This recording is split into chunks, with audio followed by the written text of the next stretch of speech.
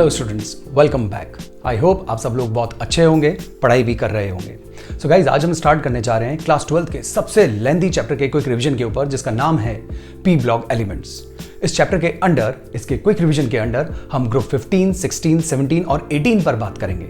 वैसे चैप्टर वाकई बहुत लेंथी है, हर पार्ट को कवर करना बहुत मुश्किल है क्विक रिवीजन में। फिर भी मैंने पास्ट 13 ईयर्स में बोर्ड एग्जामिनेशंस में जितने भी क्वेश्चंस आए हैं उन सबको समराइज करने की कोशिश की है एक बहुत अप्रोप्रिएट वे में। वो अभी आप देखेंगे, आपको समझ में आ जाएगा। बहुत इजीली आपको ये कंटेंट क्लियर हो, समझ में आए, उसके लिए मैंने इस चैप्टर को 4 फेजेस में डिस्ट्रीब्यूट कर दिया है। फर्स्ट फेज के अंदर हम पीरियोडिक टेबल देखेंगे, इससे रिलेटेड पी ब्लॉक की, और उससे रिलेटेड कई सारे क्वेश्चंस के ऊपर डिस्कशन करेंगे, जिसमें अनॉमलस प्रॉपर्टीज भी आ जाएंगी, फजान्स रूल आ जाएगा, कई सारे और ऑक्सीजन स्टेट से रिलेटेड क्वेश्चंस आ जाएंगे। सेकंड फेज के अंदर हम डिस्कशन करेंगे हाइड्राइड्स ऑफ ग्रुप 15, 16 और 17 के ऊपर, उनके ट्रेंड्स के ऊपर। थर्ड फेज में हमारी बातचीत रहेगी स्ट्रक्चर्स के ऊपर और ऑक्सो एसिड्स के ऊपर, और लास्ट फेज में इस चैप्टर से आने वाली सम इंपॉर्टेंट केमिकल रिएक्शंस के ऊपर हमारा डिस्कशन रहेगा। सो गाइस, 4 फेजेस में इस चैप्टर को मैंने डिस्ट्रीब्यूट किया है, एक एक करके हम इनको कवर करना शुरू करते हैं। तो चलिए फर्स्ट फेज स्टार्ट करेंगे।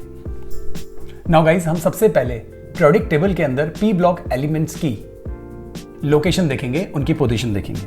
ओके, तो चलिए स्टार्ट करते हैं। सबसे पहले आप लिखेंगे boron, then carbon, nitrogen, oxygen, fluorine and neon. Neon के ऊपर आप लिख देंगे हीलियम। राइट, अब नोबल गैसेस को कंप्लीट कर लेंगे। Helium, neon, argon, krypton, xenon and radon. इनको नंबर दे दीजिए 2, 10, 18, 36, 54 एंड 86। ये रेडियोएक्टिव नोबल गैस है। फाइन, यहां पे नंबर दे दें इनको, तो 5 एटॉमिक नंबर, 6, 7, 8, 9।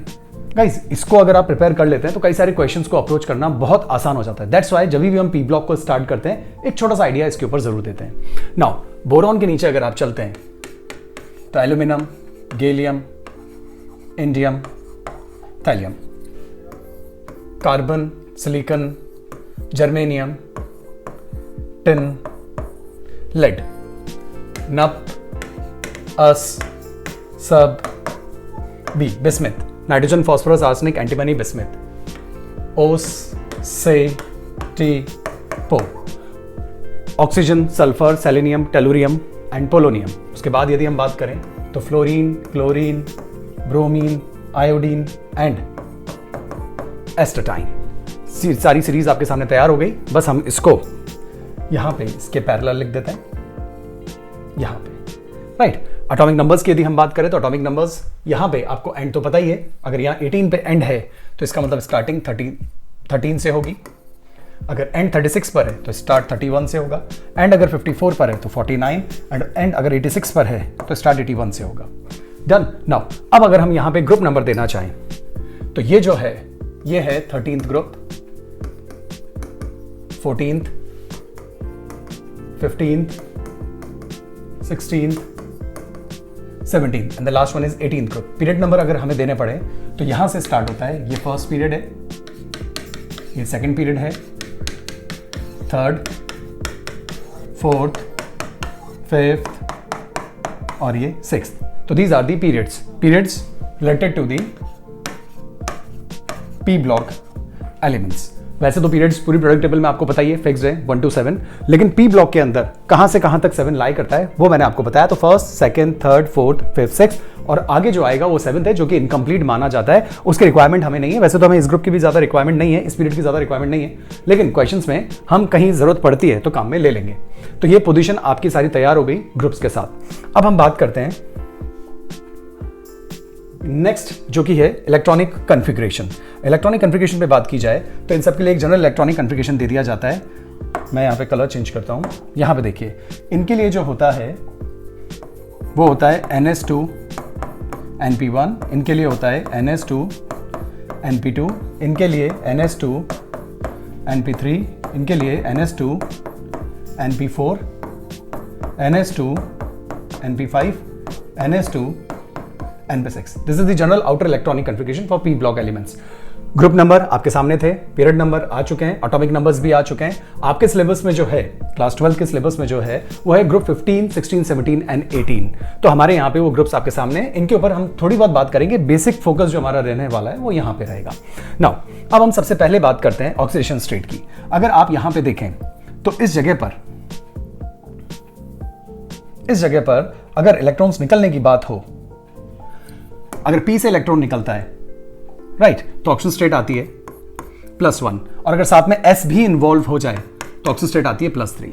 केवल P से इलेक्ट्रॉन निकलता है तो ऑक्सीजन स्टेट आती है +2, और अगर S से भी निकल जाए साथ साथ तो +4, similarly +3, +5, similarly +4, +6 and so on. लेकिन इतना दूर तक इनर्ट पेयर इफेक्ट में हम जाएंगे नहीं, बेसिक फोकस हमारा यहां रहने वाला है। अब अगर आपसे पूछा जाए TL 2 ऑक्सीजन स्टेट शो कर सकता है, 1 and 3, लेकिन थैलियम किसी एक ऑक्सीजन स्टेट में ज्यादा स्टेबल है, और वो ऑक्सीजन स्टेट है छोटी वाली ऑक्सीजन स्टेट। तो thallium is more stable in +1 as compare to +3। That is inert pair effect. Inert pair effect के हिसाब से पी ब्लॉक एलिमेंट्स में जो हैवियर एलिमेंट्स होते हैं, उन हैवियर एलिमेंट्स की छोटी ऑक्सीजन स्टेट ज्यादा स्टेबल होती है, ध्यान रखें। फॉर एग्जांपल थैलियम में अगर हम बात करें तो +1, +3 में से +1, अगर Pb की बात की जाए तो +2 और +4 में से +2 स्टेबल होगी, +4 स्टेबल नहीं होगी। ये क्वेश्चन बहुत बार पूछा भी गया है किसी अलग फॉर्मेट में। फॉर्मेट क्या था वो मैं आपके सामने रखता हूं। फॉर्मेट कुछ ऐसा था, फिर रीजन दूंगा। PbO और PbO2 में कौन ज्यादा स्टेबल है? फाइन, एक क्वेश्चन ये पूछा जा सकता है, या ये भी पूछा जा सकता है कि कौन बहुत अच्छा ऑक्सीडाइजिंग एजेंट है। तो ये बहुत ही बेहतरीन ऑक्सीडाइजिंग एजेंट है, क्योंकि यहाँ पे Pb +4 में है और आसानी से ऑक्सीजन लूज करके ये +2 छोटी ऑक्सीजन स्टेट में आ सकता है, क्योंकि यहाँ पे जो Pb की ऑक्सीजन स्टेट है वो +2 है, +4 से +2, और आप अच्छे से जानते हैं Pb की +2 ही स्टेबल है। That's why PbO2 act as oxidising agent. ये ऑक्सीजन दे देता है और खुद लोअर ऑक्सीजन स्टेट में आ जाता है, क्योंकि इनर्ट पेयर इफेक्ट की वजह से इसके लोअर ऑक्सीजन स्टेट ज्यादा स्टेबल है 2 और 4 में। सिमिलरली बिस्मथ तक हम करेंगे। बिस्मथ की यदि बात की जाए तो बिस्मथ में भी +3 और +5 में से ये स्टेबल होगी, ये स्टेबल नहीं होगी। इसीलिए अगर पूछा जाए BiCl3 और BiCl5 में से ज्यादा स्टेबल कौन होगा, तो आंसर विल बी BiCl3, क्योंकि यहां पे बिस्मथ की ऑक्सीजन स्टेट +3 आ रही है, जबकि BiCl5 की बात की जाए तो यहां +5 आएगी। इनर्ट पेयर इफेक्ट की वजह से हैवीएस्ट जो एलिमेंट है, राइट, हायर जो एलिमेंट्स हैं, उनकी छोटी ऑक्सीजन स्टेट स्टेबल होती है ना। तो क्वेश्चन अराइज, ऐसा क्यों है? तो उसका जवाब आप सुन लीजिए। उसका जवाब सीधा सीधा आपको यहां पे मिलेगा, और जवाब है इनके केस में। वैसे इतना आगे तक तो जाने की जरूरत है नहीं, हम तो बेसिकली इनके ऊपर फोकस कर रहे हैं। इनके केस में अगर देखा जाए तो फर्स्ट टाइम पहली बार 4f फुलफिल्ड सबशेल आती है, और 4f फुलफिल्ड सबशेल के आ जाने की वजह से इलेक्ट्रॉनिक कॉन्फ़िगरेशन में, क्योंकि f block elements 6th period में ही इंट्रोड्यूस होते हैं, लैंथेनॉइड्स, फाइन, तो उनके आ जाने की वजह से ENC बहुत ज्यादा हो जाता है, और ज्यादा ENC होने की वजह से आउटरमोस्ट शेल के s इलेक्ट्रॉन्स पर काफी स्ट्रॉन्ग होल्ड बन जाता है, और s के इलेक्ट्रॉन्स पर काफी स्ट्रॉन्ग होल्ड बन जाएगा। तो उन इलेक्ट्रॉन्स का शेयरिंग में काम में आना, बॉन्डिंग में काम में आना, या ऑक्सीजन स्टेट को हायर लेवल पे ले जाना पॉसिबल नहीं हो पाता। इसलिए केवल P में से ही इलेक्ट्रॉन निकलते हैं और छोटी ऑक्सीजन स्टेट स्टेबल होती है। इस इफेक्ट को ही हम इनर्ट पेयर इफेक्ट कहते हैं, और ऐसा भी बोलते हैं कि P ब्लॉक एलिमेंट्स में moving down the group lower oxygen state get more stability. Why? Due to inert pair effect. तो ये आप ध्यान रखें, काफी इंपॉर्टेंट बात है। थैलियम +1 Pb +2 एंड Bi +3 में बहुत स्टेबल होता है। फर्स्ट पॉइंट बहुत इंपॉर्टेंट था, ध्यान रखेंगे। नाउ नेक्स्ट चलते हैं। अब हम बात करते हैं अनॉमलस बिहेवियर की। एक क्वेश्चन आता है जनरली अनॉमलस बिहेवियर पर, anomalous behaviour of group, behaviour of period, second elements. Second period में जो एलिमेंट्स होते हैं कौन कौन है? बोरॉन, कार्बन, जिसके ऊपर हमें ज्यादा बात नहीं करनी, हाँ, नाइट्रोजन, ऑक्सीजन एंड फ्लोरीन, फिर तो नोबल गैस आ जाती तो उनके ऊपर भी ज्यादा बात नहीं होती। तो इनका जो बिहेवियर है वो अनॉमलस है। अनॉमलस मतलब अपने ही ग्रुप के अदर मेंबर से मैच नहीं होता। तो ये अनॉमलस बिहेवियर क्यों शो करते हैं? तो उसके कारण हैं। पहला कारण है, ध्यान रखिएगा, first is exceptionally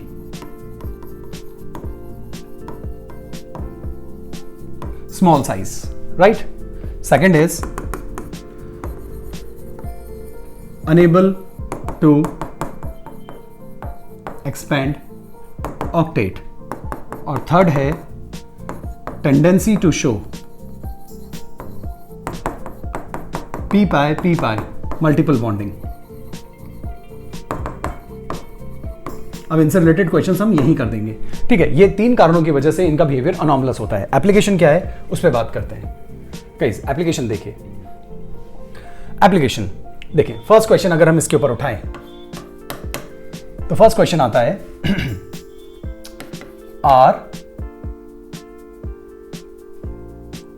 N R R double bond O के साथ कंपैरिजन है R P R R double bond O, और कहा जाता है कि ये एग्जिस्ट नहीं करता, ये एग्जिस्ट करता है।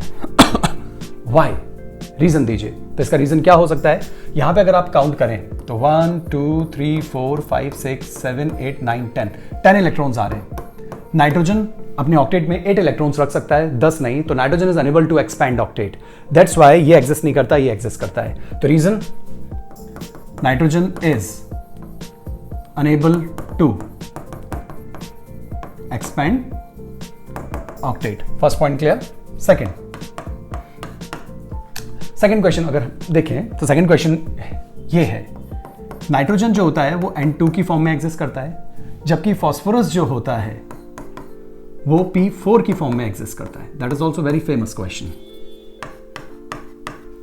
राइट। क्वेश्चन इज कि नाइट्रोजन N4 में एग्जिस्ट नहीं करता और फास्फोरस P2 में एग्जिस्ट नहीं करता रूम टेम्परेचर पर। That is the question. तो why this is so? Answer is nitrogen का साइज बहुत छोटा है, और बहुत छोटा साइज होने की वजह से ओवरलैपिंग का एक्सटेंट बहुत अच्छा होता है, और ये पी पाई मल्टीपल बॉन्डिंग कर यानी कि पाई बॉन्ड्स बनाने के लिए एटम का साइज काफी छोटा होना चाहिए। नाइट्रोजन काफी छोटे साइज का है, इसीलिए P pi multiple bonding show करके मल्टीपल बॉन्ड्स बना लेता है या पाई बॉन्ड्स बना लेता है। जबकि फास्फोरस का साइज बड़ा होने की वजह से उसके पाई बॉन्ड्स काफी वीक होते हैं, इसलिए वो सिंगल बॉन्ड के वाया जुड़ता है। हम ये भी कह सकते हैं कि phosphorus single bond is much more stable than N single bond. इस बात को हम ऐसे भी बता सकते हैं। तो कई सारी बातें मैं कवर करता हूं, यहां पे ध्यान रखें। एन सिंगल बॉन्ड की अगर हम बात करें और पी सिंगल बॉन्ड की बात करें तो ये बॉन्ड मोर स्टेबल, ठीक है, single bond. N single bond और पीपी सिंगल बॉन्ड में पीपी सिंगल बॉन्ड ज्यादा स्टेबल है, क्योंकि यहां पे स्ट्रॉन्ग रिपल्शन होता है छोटे साइज की वजह से, strong repulsion between lone pairs. तो that's why P P single bond है, और सिंगल बॉन्ड की वजह से वो इस फॉर्मेट में एग्जिस्ट करता है, जबकि इसका सिंगल बॉन्ड अनस्टेबल है, लेकिन ये तो पाई बॉन्ड्स बनाकर स्टेबल हो जाता है। तो रीजन दें कि यहां पे क्या रीजन आएगा, तो यहां पे आएगा P pi multiple bonding is the answer इस केस में, ठीक है। यहां पे इसके एग्जिस्टेंस का क्या रीजन है? इसका एग्जिस्टेंस का रीजन है स्टेबल पीपी बॉन्ड, ओके। तो ये कंपैरेटिवली बन जाता है, ओके। इसके मुकाबले मतलब P2 बनने की बजाय P4 बनना ज्यादा प्रेफर करता है। P4 के कई सारे एलोट्रोप्स पॉसिबल है, red phosphorus, black phosphorus, white phosphorus. अभी जो हमने स्ट्रक्चर आपके सामने बनाया है वो व्हाइट फास्फोरस का बनाया है। व्हाइट फास्फोरस जो है कंपैरेटिवली काफी रिएक्टिव सब्सटेंस है। अगर हम आपसे ये बोलें कि N2 और P4 में ज्यादा रिएक्टिव कौन है, तो N2 और P4 में रिएक्टिविटी की अगर बात की जाए तो आप सब लोग अच्छे से जानते होंगे, रिएक्टिविटी में P4 में जनरली व्हाइट फास्फोरस की बात की जाती है। तो रिएक्टिविटी में P4 बहुत ज्यादा रिएक्टिव है।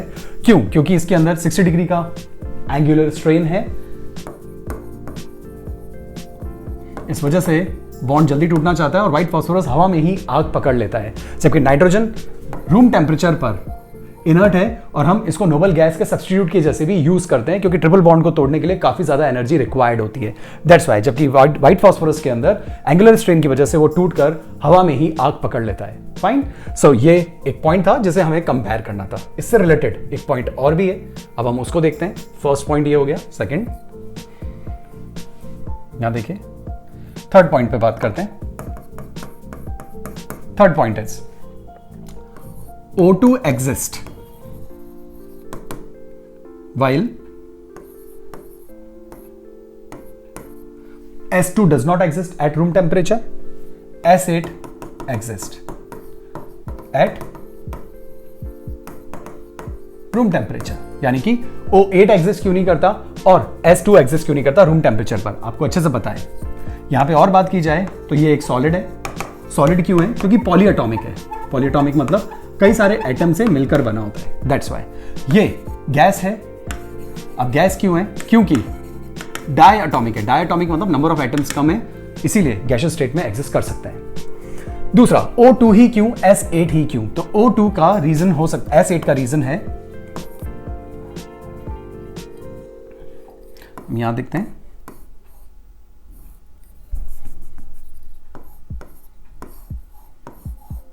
सब सल्फर है, क्राउन शेप होता है इसका, वही SS स्टेबल बॉन्ड है, जबकि S मल्टीपल बॉन्ड्स नहीं बना सकता, तो हम यहां पे बोल सकते हैं SS स्टेबल बॉन्ड। जैसे PP स्टेबल बॉन्ड था, ऐसे SS स्टेबल बॉन्ड है। जबकि ऑक्सीजन का साइज बहुत छोटा है, सिंगल बॉन्ड उसका अनस्टेबल होता है, लेकिन बहुत छोटा साइज होने की वजह से they can show p pi multiple bonding. तो O2 क्यों एग्जिस्ट करता है? तो उसका रीजन है can show p pi multiple bonding, right. तो पूछा जाए O2 क्यों एग्जिस्ट करता था, आप कहेंगे it can show p pi multiple bonding. S2 exist क्यों नहीं करता? क्योंकि पाई बॉन्ड्स बनाना बहुत मुश्किल है सल्फर के लिए। S8 एग्जिस्ट क्यों करता है? क्योंकि सल्फर सिंगल बॉन्ड बहुत स्टेबल है, ऑक्सीजन सिंगल बॉन्ड अनस्टेबल है। कहा जाए कैटिनेशन कौन शो कर सकता है, तो जिसका सिंगल बॉन्ड सेम एटम्स के बीच का स्टेबल होता है वही कैटिनेशन शो कर सकता है। तो sulphur can show catenation,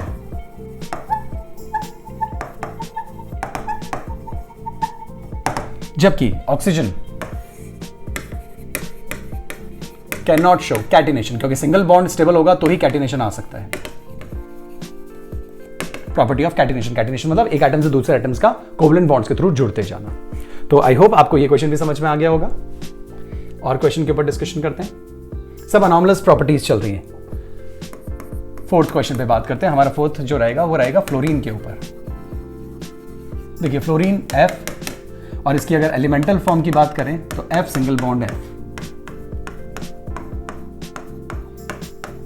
fine. F2 के लिए कई बातें फेमस है, जैसे कि अगर हम यहां पे लिखें तो मोस्ट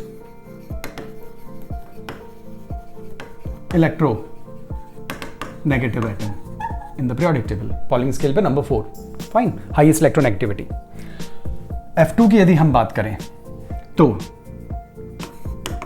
स्ट्रॉन्गेस्ट, ये वो बातें हैं जो आपको ध्यान रखनी चाहिए। ऑक्सीडाइजिंग एजेंट, पूरे अगर इलेक्ट्रोकेमिस्ट्री को आप मिला लें, ऑक्सीडाइजिंग रिड्यूसिंग एजेंट्स को लेकर आ जाएं, तो फ्लोरीन इज द मोस्ट या वेरी पावरफुल ऑक्सीडाइजिंग एजेंट। ये दो बातें फ्लोरीन की आपको ध्यान रखनी चाहिए। रीजंस मैं देता हूं, ये अच्छा ऑक्सीडाइजिंग एजेंट को क्यों है। ऑक्सीडाइजिंग एजेंट का मतलब होता है दूसरा ऑक्सीडाइज करना, खुद को रिड्यूस करना, मतलब कि इलेक्ट्रॉन खींचना सामने वाले से। अब ये इलेक्ट्रॉन तब खींचेगा जब इसमें इलेक्ट्रॉन्स की कमी हो या ये इलेक्ट्रॉन्स लेकर अपना ऑक्टेट पूरा करना चाहे। तो ऐसा करने के लिए पहले बॉन्ड टूटना जरूरी है। तो जब ये बॉन्ड टूटता है तो फिर आपको 2 फ्लोरीन आइटम्स मिल जाते हैं, और अब ये एक इलेक्ट्रॉन किसी भी स्पीशीज से खींचकर खुद को रिड्यूस कर सकता है और सामने वाले को ऑक्सीडाइज कर सकता है। तो इसके अच्छे ऑक्सीडाइजिंग बिहेवियर के लिए 2 फैक्टर्स जरूरी है। उसमें से पहला फैक्टर है very low bond dissociation energy. ये जो बॉन्ड डिसोसिएशन एनर्जी है बहुत कम है। रीजन बहुत कम क्यों है? क्योंकि same answer, exceptionally small size of fluorine. Fluorine का साइज एक्सेप्शनली स्मॉल है और उसके ऊपर प्रेजेंट जो लोन पेयर्स हैं उनके बीच में रिपल्शंस काफी प्रोमिनेंट होते हैं, काफी स्ट्रांग होते हैं। इस वजह से रिपल्शंस की वजह से सिंगल बॉन्ड काफी अनस्टेबल होता है, इसीलिए फ्लोरीन की बॉन्ड डिसोसिएशन एनर्जी काफी कम होती है। तो exceptionally small size of fluorine and strong inter electronic repulsion between electrons, loan pair of electrons, fine. तो ये बहुत इंपॉर्टेंट रीजन है। तो एक चीज आपको समझ में आ गई होगी। तो स्ट्रॉन्गेस्ट ऑक्सीडाइजिंग एजेंट होने का रीजन, एक बॉन्ड आसानी से टूट जाता है, जल्दी से तैयार हो जाता है फ्लोरीन आइटम, और जल्दी से इलेक्ट्रॉन खींचता है, और इलेक्ट्रॉन खींचेगा तो जल्दी से ही, क्योंकि हाईली इलेक्ट्रोनेगेटिव स्पीशीज है। तो very low bond dissociation energy and very high electronegativity. इन दो कारणों की वजह से ये बहुत बेहतरीन ऑक्सीडाइजिंग एजेंट है। बोर्ड्स में ये क्वेश्चन पूछा जा चुका है, रीजन आपको ये देना है, और अलग से भी पूछा जा चुका है फ्लोरीन पर कि ये हाईली रिएक्टिव क्यों है। तो इसकी very low bond dissociation energy होती है, काफी छोटा साइज होने की वजह से लोन पे रिपल्शंस काफी स्ट्रांग होते हैं। इससे रिलेटेड एक बात और की जा सकती है, वो बात है, एक जनरल क्वेश्चन आता है कि X2 और XXN डैश, एग्जाम्पल लेता हूं Cl2 और ClF3, या हम ऐसा ले लेते हैं ClF ले लेते हैं। तो ये पूछा जाता है इन दोनों कैटेगरी में से कौन ज्यादा रिएक्टिव होगा, मतलब किसका बॉन्ड जल्दी से टूट जाएगा। ऑब्वियसली गाइस आप अच्छे से जानते होंगे कि जब सेम एटम्स आपस में जुड़े होते हैं तो उनका बॉन्ड काफी स्टेबल और स्ट्रॉन्गर होता है as compare to the bond form between the different atoms. तो यहां पे इसको तोड़ना मुश्किल होगा जबकि इसको तोड़ना आसान होगा। इन जनरल यही कहा जाता है कि अगर रिएक्टिविटी की बात की जाए तो इंटर हैलोजन कंपाउंड्स, दो डिफरेंट हैलोजन से मिला हुआ कंपाउंड को तोड़ना कंपैरेटिवली आसान होता है, वो ज्यादा रिएक्टिव होता है as compare to the intra halogen compounds या फिर X2, फाइन। लेकिन इस बात में एक एक्सेप्शन है, उस एक्सेप्शन को आप हमेशा ध्यान रखें। और एक्सेप्शन मैं यहां क्यों बता रहा हूं शायद आप समझ गए होंगे। Exception is F2 intelligent compound से भी ज्यादा रिएक्टिव है, केवल F2। अगर इन जनरल आपसे पूछा जाए कि X2 और XXN डैश में, मतलब इंटेलिजेंट कंपाउंड्स में और इनमें सबसे ज्यादा एक्टिव कौन है, रिएक्टिव कौन है, तो इंटेलिजेंट कंपाउंड्स ही बोलने हैं। लेकिन अगर फ्लोरीन उस कंपैरिजन में आ जाता है तो फ्लोरीन को आपको आगे रखना है। फ्लोरीन एक्सेप्शन है, और exception due two is exceptionally small size and strong repulsion between the lone pairs present on the fluorine atom. तो आई होप आपको अनॉमलस प्रॉपर्टीज अच्छे से समझ में आ गई होगी। फाइन गाइस, अगर हम इसको समराइज करें तो अभी बहुत कुछ बाकी है, फिर भी इतना अभी हमने देख लिया है, ठीक है। हम थोड़ा सा आगे चलते हैं। अनॉमलस प्रॉपर्टीज हमारी हो गई है। इसके बाद अब हम बात करते हैं फजान्स रूल के ऊपर। वो देखिए,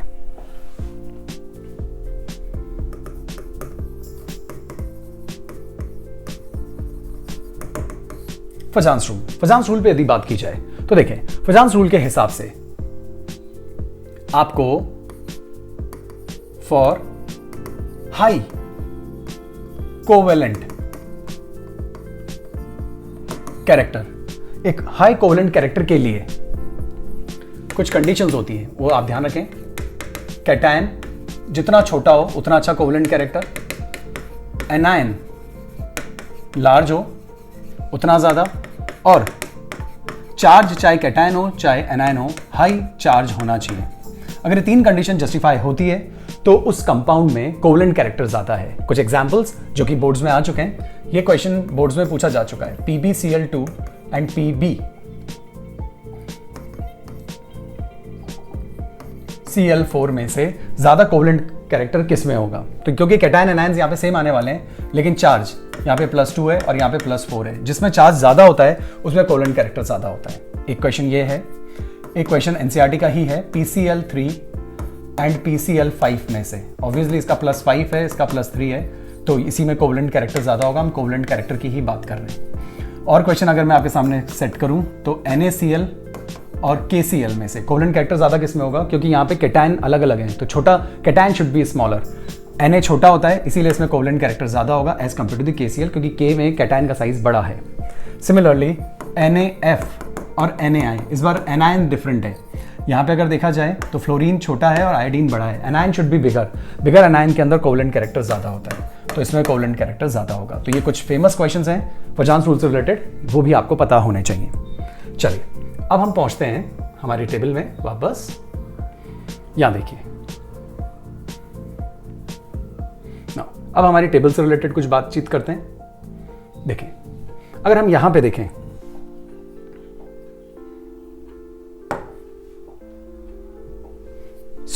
फ्लोरीन, क्या हम ये कह सकते हैं मोस्ट इलेक्ट्रोनेगेटिव एटम, जो कि हम पहले बता चुके हैं, and it show only -1 oxidation state. -1 क्यों? क्योंकि मोस्ट इलेक्ट्रोनेगेटिव एटम है, और अगर लेने की बात की जाए तो केवल एक इलेक्ट्रॉन लेने के बाद ही ऑक्टेट कंप्लीट हो जाता है, इसीलिए इनकी -1 सबसे ज्यादा स्टेबल ऑक्सीजन स्टेट होती है। फ्लोरीन इसके अलावा और कोई ऑक्सीजन स्टेट शो नहीं करता कंपाउंड्स में। Number 1। Number 2, electron gain enthalpy की अगर हम बात करें तो ऑक्सीजन से ज्यादा, नाइट्रोजन से यहां ज्यादा और फ्लोरीन से यहां पे ज्यादा। किसकी बात कर रहे हैं? हम बात कर रहे हैं इलेक्ट्रॉन गेन एंथैल्पी की, जिसका साइन नेगेटिव में होता है। जितना आसानी से इलेक्ट्रॉन आता है साइन उतना ज़्यादा नेगेटिव होता है, उतनी ज़्यादा एनर्जी रिलीज होती है। तो नॉर्मली माना जाता है कि अप टू डाउन जाने पे कम होनी चाहिए, लेकिन अप टू डाउन जाने पर फास्फोरस में बढ़ जाती है नाइट्रोजन से ज़्यादा, फिर वापस कम हो जाती है, राइट। तो जैसा आप सोचते हैं वैसा ही होता है, लेकिन नाइट्रोजन की उम्मीद से ज़्यादा, सल्फर की भी ज़्यादा और क्लोरीन की भी ज़्यादा। इसीलिए तो क्लोरीन के लिए तो ये भी कहा जाता है कि क्लोरीन में highest value of del EgH0, मतलब highest value of electron gain enthalpy, fluorine से भी ज्यादा क्लोरीन में एक इलेक्ट्रॉन का आना आसान होता है। Cl- का बनना F- के बनने के मुकाबले कंपैरेटिवली ज्यादा आसान होता है।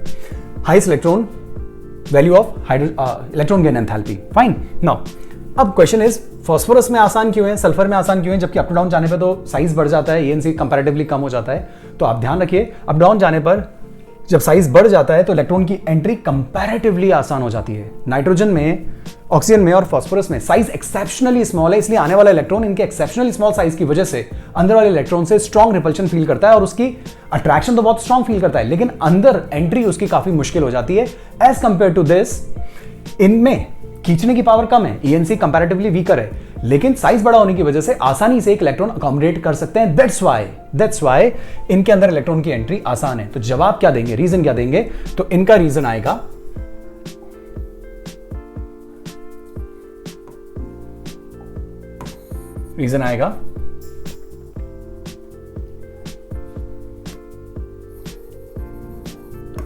Comparatively larger size and sufficient ENC भी सफिशिएंट है और साइज भी बड़ा है, इसलिए इलेक्ट्रॉन की एंट्री इनमें आसानी से हो जाती है। ये क्वेश्चन भी कई बार पूछा गया है कि इलेक्ट्रॉन गेन एंथैल्पी फास्फोरस की नाइट्रोजन से ज्यादा क्यों, सल्फर की ऑक्सीजन से ज्यादा क्यों और क्लोरीन की फ्लोरीन से ज्यादा क्यों। तो आपको जवाब आपके सामने सफिशिएंट ENC है, करेक्ट, और साइज कंपैरेटिवली बड़ा है, तो रिपल्शंस के मामले कम होते हैं। लेसर इलेक्ट्रॉन रिपल्शन की वजह से इलेक्ट्रॉन की एंट्री आसान हो जाती है। एक ये सेट आप ध्यान रखें, काफी इंपॉर्टेंट है। इसके अलावा नोबल गैसेस पे यदि बात की जाए तो नोबल गैसेस में एक क्वेश्चन तो ये आता है कि नोबल गैसेस को हम नोबल क्यों कहते हैं, इनर्ट गैसेस क्यों कहते हैं। तो इनको इनर्ट कहने का रीजन आप लोग जानते ही हैं। इनर्ट गैसेस क्यों, क्योंकि इनका ऑक्टेट कंप्लीट है, number 1, fine. Number 2, boiling point की बात की जाए तो they have very low boiling points. Why? क्योंकि इनके अंदर दुनिया के वीकेस्ट फोर्सेस काम करते हैं, दे आर दी लंडन और दी डिस्पर्जन फोर्सेस, और बाकी कोई पोलैरिटी का मामला इनमें होता नहीं है, इसलिए इनके बॉइलिंग पॉइंट्स काफी लो होते हैं। They are very low boiling points, reason London और डिस्पर्जन फोर्सेस। ये ध्यान रखें। हीलियम में तो 4.2 केल्विन लोएस्ट बॉइलिंग पॉइंट है, 4.2 kelvin lowest boiling point helium का होता है। अगर हम बात करें अप टू डाउन चलने पर, मूविंग डाउन द ग्रुप, अगर हम अप टू डाउन चलें तो ये पूछा जाता है कि बॉइलिंग पॉइंट के क्या ट्रेंड आपको मिलेंगे। तो अप टू डाउन जाने पर बॉइलिंग पॉइंट इंक्रीज होगा एज मोलर मास इंक्रीजेस। तो अप डाउन जाने पे जैसे जैसे मोलर मास बढ़ेगा बॉइलिंग पॉइंट बढ़ते जाएंगे। नोबल गैसेस है, इनर्ट है, रिएक्ट नहीं करते, ऑक्टेट कंप्लीट है। सबसे लोएस्ट बॉइलिंग पॉइंट जो होता है वो हीलियम का होता है, दैट इज 4.2 केल्विन। इसके अलावा नोबल गैसेस पे इस पीरियोडिक टेबल से रिलेटेड कोई खास क्वेश्चंस मैंने पास्ट ईयर्स के एग्जाम्स में नहीं देखे हैं। तो इसके साथ हमने जनरल पॉइंट्स जो थे वो तो हमने कवर कर लिए। अगर आप इतना ध्यान रखते हैं तो अभी हमारा 4 में से एक सेट पूरा हुआ है, आगे के सेट कंपैरेटिवली थोड़ा तेज हो जाएंगे। इसके अंदर हमने सभी ग्रुप्स को मिलाकर काफी इंपॉर्टेंट डिस्कशंस को कवर किया है। तो आई होप गाइज आपको ये बात तो बहुत अच्छे से समझ में आ गई होगी। नेक्स्ट जो अब हम शुरू करने जा रहे हैं वो अब हम शुरू करने जा रहे हैं फेज 2, और फेज 2 के अंदर हम बात करेंगे हाइड्राइड्स ऑफ ग्रुप 15, 16, 17 और 18 के ऊपर। ओके, देखिए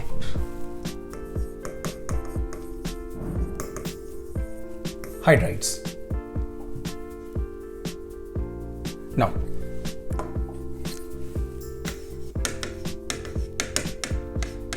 ग्रुप 15,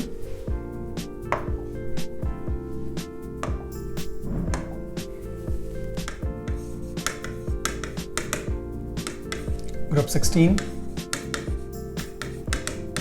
एंड ग्रुप 17। अगर हम हाइड्राइड्स की बात करें तो ग्रुप 15 के हाइड्राइड्स होंगे NH3, PH3, ASH3, SBH3 और BiH3, right. Hydrides, binary compounds of hydrogen are called hydrides. Fine, ये इसके हाइड्राइड्स हो गए।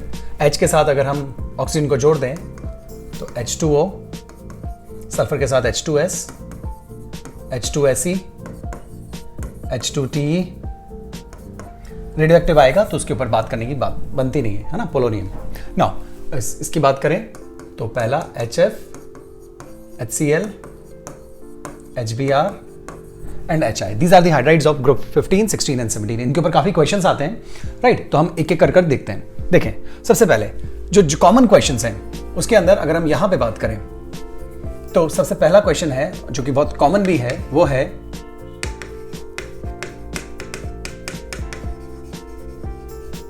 Basic nature. ठीक है, बेसिक नेचर, और ट्रेंड जो पूछा जाएगा वो पूछा जाएगा moving down the group, right. तो डाउन द ग्रुप आपसे पूछा जाएगा कि बेसिक नेचर बढ़ेगा कि घटेगा। देखिए, बेसिक नेचर का मतलब है यहां पे tendency to lose lone pair of electrons, right. Lone pair किसी को देना, H+ को अगर लोन पेयर डोनेट करने की टेंडेंसी ज्यादा होगी तो बेसिक नेचर ज्यादा होगा। सो बेसिक नेचर का क्या ट्रेंड आएगा ये आपको यहां पे बताना होता है।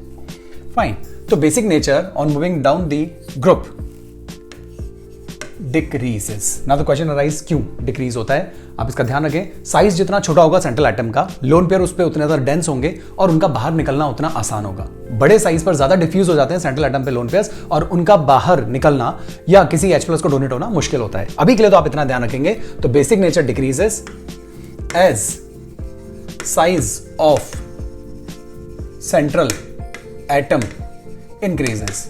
आप चाहें तो इस वीडियो के साथ साथ अपने नोट्स भी बना सकते हैं, वो आपके एक क्विक रिवीजन के नोट्स हो जाएंगे, आपका रिवीजन भी हो जाएगा और एग्जाम टाइम में रिवाइज करने के लिए वो बहुत अच्छे से काम में आएंगे। तो आप पॉज करके बना सकते हैं नोट्स, या मेरे साथ साथ लिख भी सकते हैं सुनते हुए, क्योंकि इतना चैप्टर तो आपने पढ़ ही रखा है। नाउ, तो ये हो गया first case, basic nature decreases, ये first point. Second, bond dissociation energy, मैं बोल रहा हूं BDE, bond dissociation energy. Bond को तोड़ना है, किसके बीच का बॉन्ड तोड़ना है? NH, इनके बीच का इस बॉन्ड को तोड़ना है। साइज डिफरेंस जितना ज्यादा होता है बॉन्ड तोड़ना उतना आसान होता है, जबकि अप डाउन जाने पर नाइट्रोजन के बाद जब आप फास्फोरस पे आओगे तो साइज बड़ा हो जाएगा, तो P और H के बीच के बॉन्ड को तोड़ना आसान होगा। तो अप डाउन जाने पर बॉन्ड तोड़ना आसान होता जाता है, इसीलिए हम कहेंगे bond dissociation energy also decreases. Bond आसानी से तोड़ा जा सकता है। क्यों तोड़ा जा सकता है? क्योंकि size difference increases. Size difference between bonded atom increases. Second case. Third case, thermal stability. Thermal stability मतलब गर्म करने पर कौन जल्दी टूट जाएगा या किसकी स्टेबिलिटी कम है। तो थर्मल स्टेबिलिटी की यदि हम बात करें तो थर्मल स्टेबिलिटी भी ऊपर से नीचे जाने पर कम होती जाएगी, कम स्टेबल होंगे, क्योंकि बॉन्ड का टूटना आसान होता जा रहा है। बॉन्ड डिसोसिएशन एनर्जी कम हो रही है तो बॉन्ड जल्दी टूटेगा, तो थर्मली कम स्टेबल है। तो as bond dissociation energy decreases, जो कि ऊपर आ गया। फोर्थ पॉइंट पर बात करते हैं। नाउ मैं इसको इधर लेता हूं थोड़ा सा, और पहले हम इसी को समझ रहे हैं अच्छे से। फोर्थ पॉइंट पर अगर हम बात करें तो फोर्थ पॉइंट पर आता है बॉन्ड एंगल, या रिड्यूसिंग नेचर भी कह सकते हैं। रिड्यूसिंग नेचर पे बात कर लेते हैं। Reducing nature, guys, reducing nature का क्या मतलब है? रिड्यूसिंग नेचर का मतलब है दूसरों को H सप्लाई करना। अब इन सब में से सबसे जल्दी से H कौन सप्लाई करेगा? जिसका H जल्दी से टूट के बाहर जाएगा। और जल्दी से किसका टूटेगा? नीचे वालों को, क्योंकि उनकी बॉन्ड डिसोसिएशन एनर्जी कम है। तो हम ये कहेंगे रिड्यूसिंग नेचर इंक्रीजेस, दूसरों को H सप्लाई करने की टेंडेंसी बढ़ती है, as bond dissociation energy decreases. Fifth point पे बात करेंगे, and fifth point is boiling point. नहीं, बॉइलिंग पॉइंट से भी पहले हम देखते हैं bond angle. Bond angle, bond angle कौन सा? ये वाला बॉन्ड एंगल, ये वाला बॉन्ड एंगल, ये जो होता है, ये इन बॉन्ड एंगल की बात कर रहे हैं। तो अप डाउन जाने पर ये बॉन्ड एंगल का क्या होता है तो ध्यान रखें, अभी तो याद ही रख लीजिए, इतनी डिटेल में हमें पढ़ना भी नहीं है यहां पे। अप डाउन जाने पर bond angle decreases as electronegativity of central atom decreases. जैसे जैसे अप डाउन जाने पे इलेक्ट्रोनेगेटिविटी कम होती है, वैसे वैसे बॉन्ड एंगल कम होता है। अभी के लिए इतना ध्यान रखें। एक्सप्लेनेशन तो आप बुक्स में भी जाकर देख सकते हैं। अभी एग्जाम में अगर ये क्वेश्चन आता है और इसका रीजन देना होता है तो आप इतना सा रीजन दे सकते हैं। तो गाइस ये ध्यान रखें, जो चीज अभी मैंने आपके सामने प्रेजेंट की है, राइट, ये बहुत इंपॉर्टेंट है और ये काफी सारे कॉमन भी हैं सामने। जैसे मैं अब आपके सामने इसको इधर लेकर आता हूं और अगर हम यहां पे बात करें तो यहां देखिए, अब ये के यही क्वेश्चंस अगर हम H2O पे उठाएं तो H2O पर अगर क्वेश्चन सेम उठाए जाएं तो सबसे पहले बॉन्ड डिसोसिएशन एनर्जी का ट्रेंड क्या रहेगा? सेम। रीजन हम नहीं देंगे, सिर्फ मैं लिख रहा हूं, डिक्रीजेस। थर्मल स्टेबिलिटी डिक्रीजेस, ठीक है। Reducing nature increases, same answers. Bond angle decreases, ये आंसर बिल्कुल सेम है इस ग्रुप के लिए, ग्रुप 16 के लिए, राइट। डिफरेंस क्या है? एक नई चीज क्या आ रही है? नई चीज आ रही है एसिडिक नेचर, ये नया है लेकिन कोई बहुत बड़ी बात नहीं है। आपको अच्छे से पता है सबसे इजीली बॉन्ड किसका टूटेगा? सबसे नीचे वाले का टूटेगा। तो इसका मतलब ये हुआ कि अप टू डाउन जाने पर एसिडिक नेचर इंक्रीजेस, और आंसर हो गया as bond dissociation energy decreases. तो इसके लिए सिर्फ एसिडिक नेचर एक नई चीज आकर जुड़ती है, rest all is same. Now boiling point हम इन सबके लास्ट में कंपेयर करेंगे। अब बात करते हैं इस ग्रुप की। अगर इस ग्रुप पे बात की जाए, ग्रुप 17 पर, तो रेस्ट जितने भी पॉइंट्स अभी आपने यहां देखे वो सब कुछ सेम ही है। अगर मैं बात करूं, कलर चेंज कर लेते हैं एक बार। अगर हम बात करें बॉन्ड डिसोसिएशन एनर्जी की तो डिक्रीजेस, सेम। थर्मल स्टेबिलिटी की अगर बात आती है तो वो भी डिक्रीजेस। रिड्यूसिंग नेचर की अगर बात आती है, एच सप्लाई करने की बात आती है तो reducing nature increases. Bond angle की अगर हम बात करें, बॉन्ड एंगल, तो गाइस बॉन्ड एंगल का कॉन्सेप्ट काम ही नहीं करेगा क्योंकि बॉन्ड एंगल का कॉन्सेप्ट ट्राइएटॉमिक एंड अबव के लिए काम करता है। तो डायटॉमिक है, कोई एंगल होता ही नहीं है। फाइन, तो ध्यान रखें, इंपॉर्टेंट बात है, राइट। और बात करें एसिडिक नेचर की, तो एसिडिक नेचर आपको पता ही है, जो अभी इधर ट्रेंड था वही ट्रेंड यहां आएगा। एसिडिक नेचर ऑल्सो इंक्रीजेस क्योंकि बॉन्ड आसानी से टूटेगा, as bond dissociation energy decreases. तो ये इनके लिए कुछ क्वेश्चंस थे जो कि मिलते जुलते आंसर्स हैं सारे। बस एक एसिडिक नेचर इनके लिए काम करता है, इनके लिए बेसिक नेचर काम करता है, रेस्ट सब कुछ सेम है। अब जो चीज इंपॉर्टेंट आती है वो आती है बॉइलिंग पॉइंट के क्वेश्चन और कुछ एक्स्ट्रा क्वेश्चन ऑल्सो, राइट। तो एक क्वेश्चन तो ये आता है, हम यहां करते हैं इस जगह पे, देखिए नाउ क्वेश्चन बॉइलिंग पॉइंट के मामले में अरेंज करना है। तो जैसे NH3 PH3 ASH3 SBH3 और BiH3 आपसे कहता है बॉइलिंग पॉइंट के हिसाब से अरेंज कीजिए। नॉर्मली बॉइलिंग पॉइंट का जो ऑर्डर होता है, नॉर्मली वो ये होता है कि मोलर मास बढ़ने के साथ बॉइलिंग पॉइंट बढ़ता है। तो नॉर्मली ट्रेंड जो है वो ये आना चाहिए था कि बॉइलिंग पॉइंट बढ़ना चाहिए था, यूं। लेकिन इसमें एक गड़बड़ होती है, इसमें अमोनिया सबसे कम नहीं होता। अमोनिया के केस में गाइस ध्यान रखने वाली बात है, ये इस जगह पर आ जाता है। मतलब कि जो ट्रेंड आपको मिलेगा वो PH3 सबसे कम, उससे ज्यादा SH3, उससे ज्यादा अमोनिया, उससे ज्यादा SBH3 और सबसे ज्यादा BiH3। मतलब कि ये यहां बीच में आ जाएगा। और रीजन क्या आएगा? रीजन आप सब लोग अच्छे से जानते होंगे, क्योंकि अमोनिया के मॉलिक्यूल में इंटरमॉलिक्यूलर हाइड्रोजन बॉन्डिंग एग्जिस्ट करती है, जिसकी वजह से बॉइलिंग पॉइंट बढ़ जाता है। तो रीजन है इंटरमॉलिक्यूलर हाइड्रोजन बॉन्डिंग, ये इसका रीजन हो गया। फाइन, ये बीच में आ जाता है। अगर ये तो बात हो रही है बॉइलिंग पॉइंट की, ध्यान रखिए बहुत इंपॉर्टेंट बात है।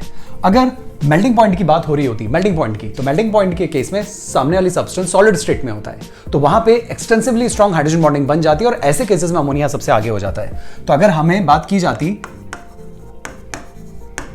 मेल्टिंग पॉइंट की, तो फिर ऑर्डर में अमोनिया सबसे आगे आ जाता। तो ये कॉम्पिटिटिव एग्जाम के हिसाब से भी इंपॉर्टेंट ट्रेंड है और वैसे भी आप इसको ध्यान रखिए, बहुत इंपॉर्टेंट है। इसके बाद हम आते हैं दूसरे सेट में। दूसरा सेट जो हमारा था उसके अंदर हमारे पास थे H2O, H2S, H2Se, H2Te। इनके ऊपर अगर हम बात करें तो H2O यहां से हट जाता है और H2 आ जाएगा सबसे आगे, राइट। बॉइलिंग पॉइंट के बारे में बात हो रही है, तो मेल्टिंग पॉइंट में तो आगे होना ही है, बॉइलिंग पॉइंट में ये सबसे आगे आ जाता है। रीजन क्या है? इसका रीजन भी एक ही है, and the reason is intermolecular hydrogen bonding. Intermolecular hydrogen bonding. Similarly एक क्वेश्चन और भी है, लास्ट वाला, that is HF, HCl, HBr, HI। Boiling point के मामले में देखा जाए तो बिल्कुल बढ़ता हुआ आएगा। HF सबसे कम होने की बजाय सबसे आगे आ जाएगा और रीजन इंटरमॉलिक्यूलर हाइड्रोजन बॉन्डिंग। आपको अच्छे से पता होना चाहिए कि हाइड्रोजन बॉन्डिंग कब बनती है, जब H FO और N से डायरेक्टली अटैच्ड हो। तो FO N से डायरेक्टली अटैच होने की वजह से ये ट्रेंड्स आपको मिलता है। अमोनिया के केस में ध्यान रखिए, बॉइलिंग पॉइंट की बात हो तो बीच में, मेल्टिंग पॉइंट की बात हो तो सबसे आगे आ जाता है। फाइन, एक क्वेश्चन ये भी आता है कि both H2O and HF can form hydrogen bonds. अच्छे से सुनिएगा, H2O भी हाइड्रोजन बॉन्डिंग कर सकता है और HF भी हाइड्रोजन बॉन्डिंग कर सकता है। क्वेश्चन अराइज, किसकी हाइड्रोजन बॉन्डिंग स्ट्रॉन्गर होगी? किसकी हाइड्रोजन बॉन्डिंग स्ट्रॉन्गर होगी? Answer is HF। HF की हाइड्रोजन बॉन्डिंग स्ट्रॉन्गर होगी, क्यों? क्योंकि fluorine is more electronegative than oxygen. तो क्वेश्चन अराइज, बॉइलिंग पॉइंट ज्यादा किसका होगा? तो मैक्सिमम लोग बोलते हैं बॉइलिंग पॉइंट पे जब क्वेश्चन आता है, बॉइलिंग पॉइंट और कंपैरिजन करना पड़े HF और H2O का, तो बहुत से लोगों को लगता है कि HF का बॉइलिंग पॉइंट ज्यादा होना चाहिए, जबकि HF का बॉइलिंग पॉइंट ज्यादा नहीं होता, 20 डिग्री 30 डिग्री के आसपास होता है, जबकि वाटर का बॉइलिंग पॉइंट तो 100 डिग्री सेल्सियस है। तो बॉइलिंग पॉइंट तो वाटर का ही ज्यादा है। लेकिन क्वेश्चन अराइज, क्यों? हाइड्रोजन बॉन्डिंग तो HF की स्ट्रॉन्गर होती है, नो डाउट HF की स्ट्रॉन्गर होती है, लेकिन वाटर में मैग्नीट्यूड ज्यादा होता है। HF के अंदर हाइड्रोजन बॉन्ड स्ट्रॉन्गर है लेकिन कम है। H2O में कंपैरेटिवली हाइड्रोजन बॉन्ड वीकर है लेकिन उसका मैग्नीट्यूड ज्यादा है, नंबर ज्यादा है। दैट्स व्हाई इसके अंदर हाइड्रोजन बॉन्डिंग का एक्सटेंट ज्यादा है, दैट्स व्हाई इसका बॉइलिंग पॉइंट ज्यादा होता है। तो extent of, high extent of hydrogen bonding कह सकते हो, high extent of inter molecular hydrogen bonding. ध्यान रखें जो मैं बोल रहा हूं इस बात का, तो ध्यान रखें HF और H2 में अगर बॉइलिंग पॉइंट को कंपेयर करना पड़े तो हमेशा H2 का बॉइलिंग पॉइंट ज्यादा बताना है HF के मुकाबले। तो आई होप गाइस आपको हाइड्राइड से रिलेटेड बातें अच्छे से समझ में आई होगी। इनसे रिलेटेड काफी सारे क्वेश्चंस पिछले सालों में पूछे गए हैं। ओके, सो आप पिक्चर भी खींच सकते हैं या नोट्स भी प्रॉपर्ली बना सकते हैं। इसके साथ हमारा हाइड्राइड्स कंप्लीट हो जाता है। अब हम जो नेक्स्ट स्टार्ट करने जा रहे हैं वो स्टार्ट करने जा रहे हैं इंपॉर्टेंट स्ट्रक्चर्स। तो इंपॉर्टेंट स्ट्रक्चर्स बनाएंगे और साथ में उसके आगे हम देखेंगे oxo acids of phosphorus, sulphur and halogens. Okay.